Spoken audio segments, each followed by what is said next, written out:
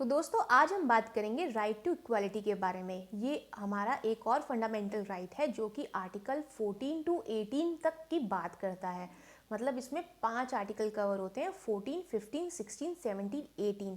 तो आज हम सारे तो नहीं पढ़ पाएंगे, तो आज हम बात करेंगे सिर्फ आर्टिकल 14 के बारे में, जो कि बात करता है इक्वालिटी बिफोर लॉ के बारे में। तो चलिए जानते हैं इक्वालिटी बिफोर लॉ है क्या।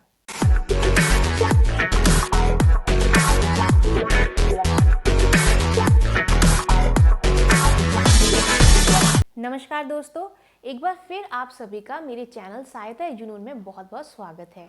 तो दोस्तों आज हम बात करेंगे इक्वालिटी बिफोर लॉ के बारे में, जो कि फंडामेंटल राइट के रूप में हमें दिया गया है।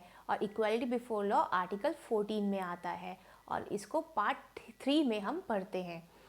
तो दोस्तों इक्वालिटी बिफोर लॉ कहता है the state shall not deny to any person equality before law और equal protection of law within the territories of India.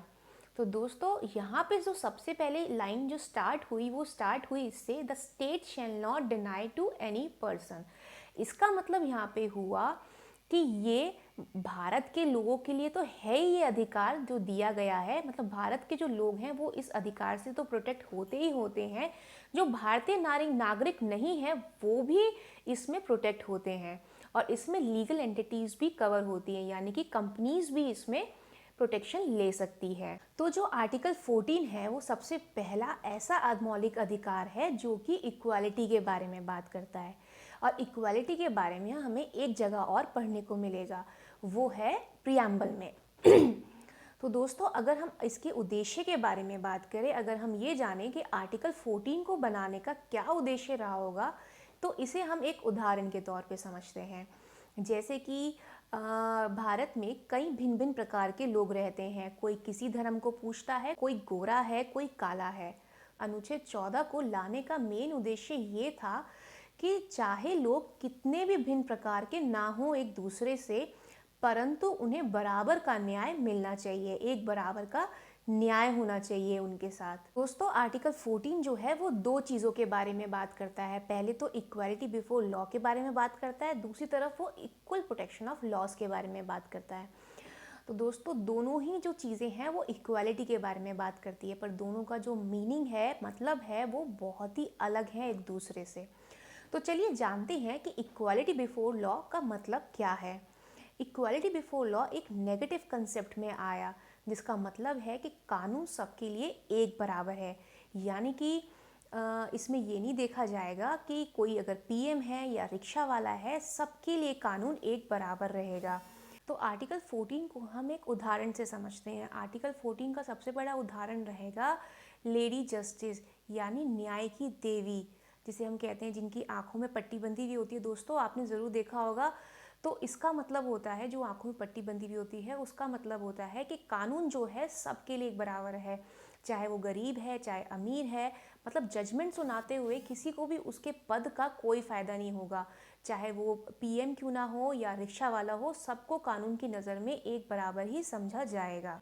ये बात तो हमें साफ होगी कि हमें कोई भी स्पेशल प्रिविलेज नहीं मिलेगी। मतलब सबके लिए जो कानून है वो एक बराबर रहेगा। जैसे कि हम ये एक एग्जाम्पल लेते हैं, हम अपने घर का ही लेते हैं। जैसे घर में 2 बच्चे हैं, एक बच्चा है 5 साल का, एक बच्चा है 10 साल का। तो दोस्तों जो 5 साल का बच्चा होगा उसकी जो डाइट होगी वो समान रूप से उसकी डाइट 10 साल के बच्चे से कम ही होगी। परंतु अगर हम ये कहें कि जो जितना 10 साल के बच्चे ने खाया है उतना ही 5 साल के बच्चे को खाना है, क्या ये उचित होगा? क्या ये न्याय होगा? है, और क्या हम उसको उस चीज़ के लिए सज़ा दें? क्या उसे इस चीज़ की सज़ा मिलनी चाहिए कि भाई तूने खाना छोड़ दिया है, क्योंकि 10 साल के बच्चे ने वो खाना पूरा खा लिया है, तू वो उतना ही खाना नहीं खा पाया है। वो इसलिए नहीं खा पाएगा क्योंकि उसकी जो उम्र है वो अपनी उम्र के हिसाब से ही खा पाएगा।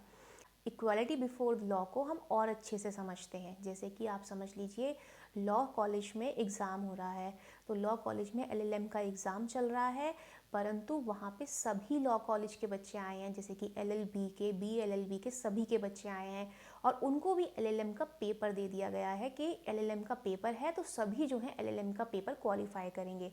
तो क्या बीएलएलबी के, एलएलबी के बच्चे एलएलएम का पेपर क्वालिफाई कर पाएंगे? तो क्या ये न्याय होगा? क्या हमें इस चीज़ के लिए जो BE LLB के बच्चे हैं या LLB के बच्चे हैं उन्हें फेलियर कहना और उन्हें चिढ़ाना ऐसा क्या उचित होगा? तो इसी चीज़ को देखते हुए अनुच्छेद 14 दूसरी बात करता है इक्वल प्रोटेक्शन ऑफ लॉज के बारे में। यहाँ पे लॉज शब्द का इस्तेमाल हुआ है, यानी कि प्लूरल सेंस में इसे कहा गया है। तो चलिए जानते हैं इक्वल प्रोटेक्शन ऑफ लॉज का क्या मतलब है। तो दोस्तों, इक्वल प्रोटेक्शन ऑफ लॉज का मतलब यहाँ पे ये हुआ कि जो दो लोग एक जैसे हैं उनके साथ वैसा कानून एप्लीकेबल होगा और जो लोग अलग हैं उनके साथ वैसा कानून एप्लीकेबल होगा। यानी कि अगर किसी 7 साल के बच्चे ने मर्डर किया है और 25 साल के बच्चे ने मर्डर किया है तो दोनों पे जो लॉ एप्लीकेबल होगा वो डिफरेंट होगा। तो दोस्तों, यहाँ पे जो इक्वल प्रोटेक्शन ऑफ लॉ है वो एक पॉजिटिव रूप में आया, और जो इक्वल प्रोटेक्शन ऑफ लॉज है वो जो लॉज जो शब्द यूज़ किया है वो एक प्लूरल सेंस में किया गया है, और जिसका मतलब है पब्लिक वेलफेयर से, यानी कि समाज के कल्याण के लिए, समाज के हित के लिए कुछ अगर लॉज बनते हैं तो आर्टिकल 14 में वो वॉयलेट नहीं होंगे। जैसे कि for the betterment of the women and child, मतलब कि अगर औरतों के लिए या बच्चों के बेटरमेंट के लिए, उनके हितों के लिए अगर कोई कानून बनता है तो वो आर्टिकल 14 में वॉयलेट नहीं होंगे। तो दोस्तों, एक बहुत ही मशहूर केस था state of Bombay versus FN Balsara case. इसमें 2 शब्द निकल के आए। एक तो आया, पहला शब्द आया इंटेलिजिबल डिफरेंशिया और दूसरा आया रैशनल नेक्सस। तो दोस्तों, जो इंटेलिजिबल डिफरेंशिया था उसका जो मतलब था कि मतलब उसके पीछे कोई ना कोई कारण होना चाहिए कि हमने LLM के बच्चों को LLB के बच्चों से क्यों डिफ्रेंशिएट किया, मतलब ऐसा कोई इंटेलिजिबल रीज़न होना चाहिए कि हमने इन दोनों को अलग अलग क्यों किया है। तो दोस्तों, ये तो था पुराना डॉक्ट्राइन जो अभी हमने पढ़ा था, ये था सारा पुराना डॉक्ट्राइन। जो नए केस से ड्राइव हुआ वो केस था EP Royappa versus state of Tamil Nadu, और दूसरा था Maneka Gandhi versus union of India, जिसमें नेचुरल जस्टिस का मीनिंग निकल के आया और इक्वालिटी बिफोर लॉ में नेचुरल जस्टिस को जोड़ा गया। और कोर्ट ने इसमें यह भी कहा कि आर्टिकल 14 यानी अनुच्छेद 14 का ये मकसद नहीं है कि वो स्टेट को मनमानी करने दे, यानी कि स्टेट से स्ट्राइक आउट करना था जितने भी आर्बिट्रेरी एक्शंस थे, जैसे कि इक्वालिटी, फेयरनेस, ये सारी चीज़ें आ सके। तो इस वजह से हमें इस डॉक्ट्राइन से हमें एक रीजनेबलनेस, फेयरनेस, इसके मीनिंग मिले थे। तो उम्मीद है दोस्तों आपको अनुच्छेद 14 यहाँ तक अच्छे से समझ में आया होगा, और अगर आपको कोई भी प्रश्न पूछना है तो मुझे कमेंट बॉक्स में लिखकर ज़रूर बताइएगा, और मेरी वीडियो को सब्सक्राइब, लाइक, शेयर ज़रूर करिएगा, और सबसे ज़रूरी बेल आइकन का बटन ज़रूर प्रेस कीजिएगा। धन्यवाद। जय हिंद, जय भारत।